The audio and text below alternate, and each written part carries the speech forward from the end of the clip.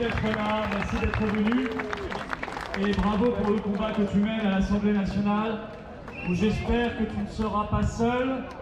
J'espère que tu sauras entraîner un maximum de députés dans la résistance et l'opposition à cette folie et notamment à cette nouvelle loi Covid qui arrive à partir de la semaine prochaine. Je suis très heureux pour ma part de retrouver ici, sous ce soleil radieux et un peu chaud, votre force intacte de résistance.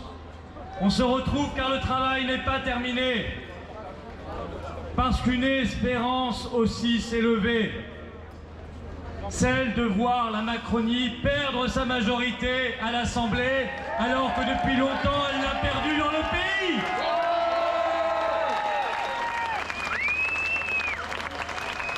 Une nouvelle loi Covid débarque donc au Parlement à partir du 5 juillet prochain. Vous aurez constaté comme le terrain a été soigneusement préparé. Effectivement, ça a commencé à la minute même où les élections étaient terminées.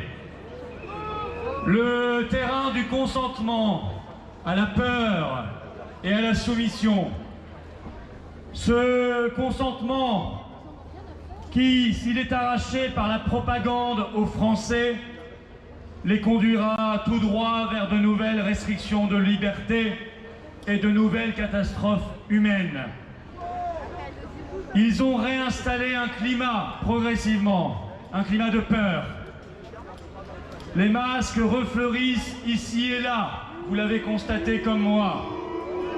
Dans certains commerces, dans des hôtels, dans des établissements accueillant du public, de nouveau et de manière honteuse, les directions imposent le masque à des employés. On brandit la 4e dose. La sainte seringue, la sainte et magique seringue, sur laquelle pourtant il y aura tant à dire, et sur laquelle, n'en doutons pas, chers amis, les magistrats finiront par se pencher un jour. Alors on nous ressort aussi les éternels médecins de plateau de télé, et leur ton alarmiste. On croit déjà entendre les euros qui dégringolent sur leur compte en banque à mesure qu'ils déversent à la télévision leur propagande de peur et qu'ils nous imaginent déjà de nouvelles contraintes et restrictions de liberté pour l'avenir. Ils auront tout testé. Souvenez-vous, il y a quelques semaines, c'était la variole du singe. Ils n'osent plus en parler. Moi, je vous le redis, comme nous le disons depuis plus de 2 ans, n'ayez pas peur.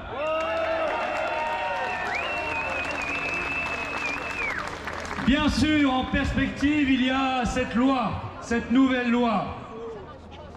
Alors on nous dit, Nicolas en parlait juste avant moi, oh, elle n'est pas si problématique parce qu'il n'y a pas le rétablissement du pass vaccinal. D'abord, s'il n'y a pas effectivement de retour du pass sanitaire ou du pass vaccinal, c'est parce que nous nous sommes mobilisés depuis 2 ans et demi et c'est parce qu'ils savent qu'ils ne sont plus tranquilles.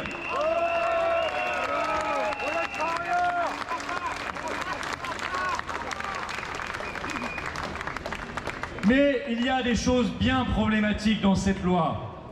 Il y a des choses problématiques dans ce qui s'y trouve et dans ce qui ne s'y trouve pas. Dans ce qui s'y trouve, d'abord tout simplement la poursuite d'une philosophie de restriction et de peur, avec le maintien après le 31 juillet d'un pass aux frontières de la France. Et ça, c'est inacceptable. Ce qui s'y trouve aussi, c'est une incertitude lourde sur l'avenir.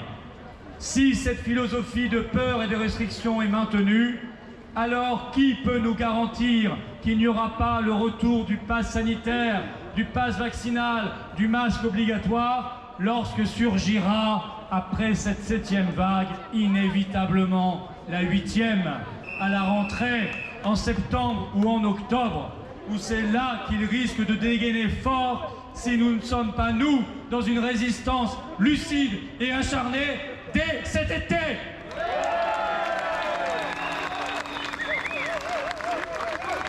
Et puis il y a des problèmes dans ce qui ne s'y trouve pas.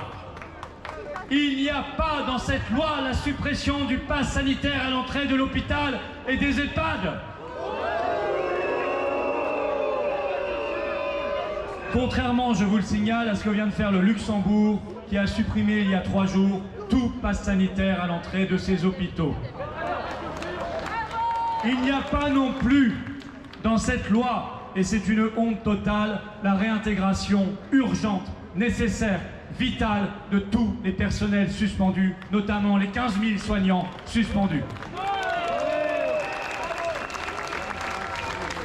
Cette loi doit donc être vue pour ce qu'elle est, une loi ennemie du peuple de France, une loi contraire à nos valeurs les plus chères, la liberté, le bon sens, le rejet des conflits d'intérêts et de la corruption, la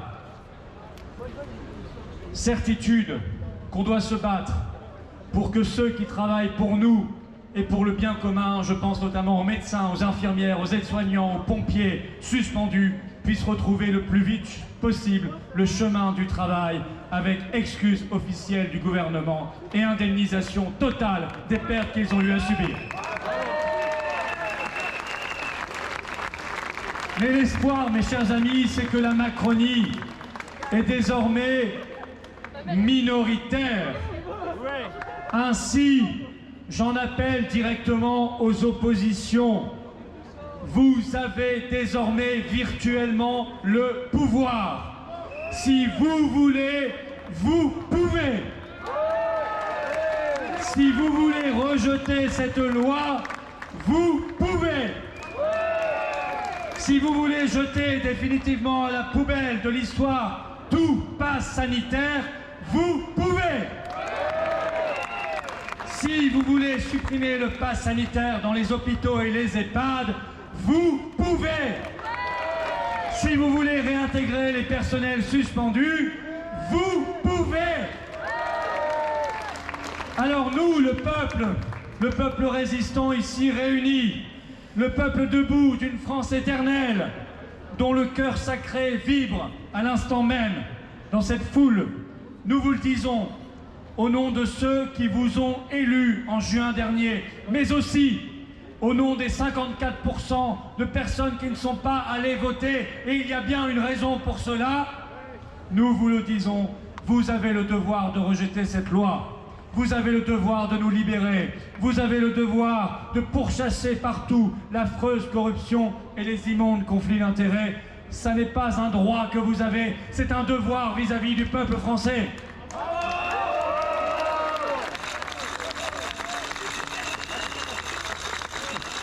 D'ailleurs, votre pouvoir est bien plus grand si vous savez en user et si votre boussole reste le bien commun. Vous pouvez aussi rejeter la retraite à 65 ans. Vous pouvez aussi lever le secret défense sur toute la gestion du Covid depuis 2 ans et demi. Vous pouvez aussi donner des moyens réels à l'hôpital et réouvrir des lits pour embaucher des infirmières plutôt que d'embaucher des surveillants de QR code à l'entrée des hôpitaux. Vous pouvez relever tous les services publics qui ont été minutieusement détruits par des années et des années de macronisme. Vous pouvez même créer le référendum d'initiative citoyenne. Oui, vous pouvez créer cet outil de démocratie réelle et de confiance dans un peuple qu'on cesserait d'infantiliser. Vous pouvez commencer même à dire non à l'Union européenne qui exige de nous l'hyper-austérité, la purge bruxelloise qui nous pousse dans les bras des lobbies, des grands laboratoires, qui vient, par exemple, hier, de signer un nouveau traité de libre-échange avec la Nouvelle-Zélande qui va inonder notre pays de lait bon marché, premier producteur de lait, et mettre sur la paille nos éleveurs et nos agriculteurs. Ça n'est plus possible. Mettez les premières pierres sur ce chemin de libération nationale nous mettrons les suivantes et nous irons, mes chers amis, vers le Frexit. Frexit, Frexit, Frexit, Frexit, Frexit, Frexit, Frexit.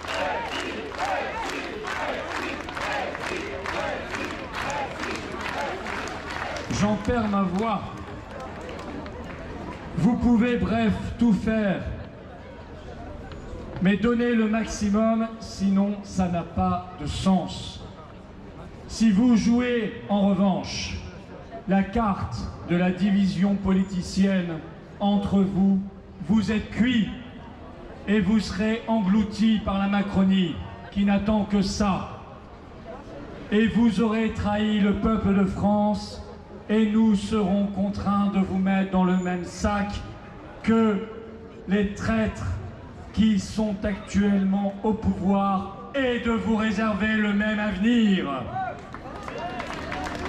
Si vous vous transformez en assemblée de moutons, nous, les lions, on viendra vous dévorer. Dans tous les cas, chers amis résistants, ne comptons comme d'habitude que sur nous-mêmes.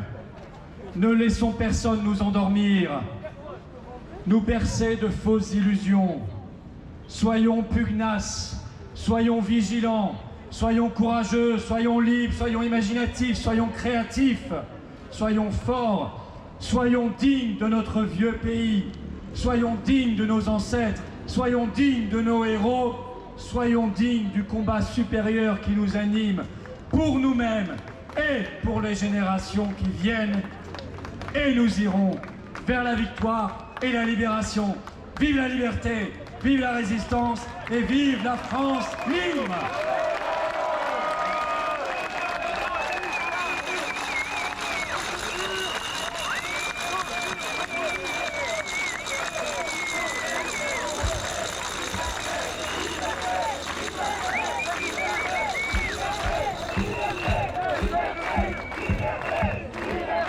Liberté, liberté, liberté.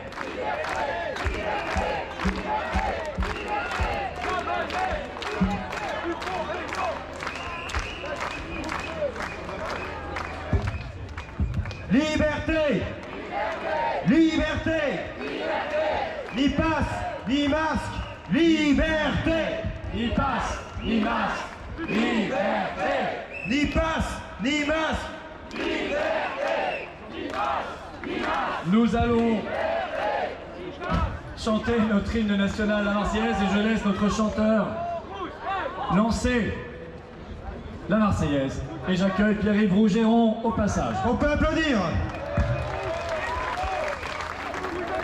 Allons enfants de la patrie, le jour de gloire est arrivé. Contre nous de la tyrannie, et on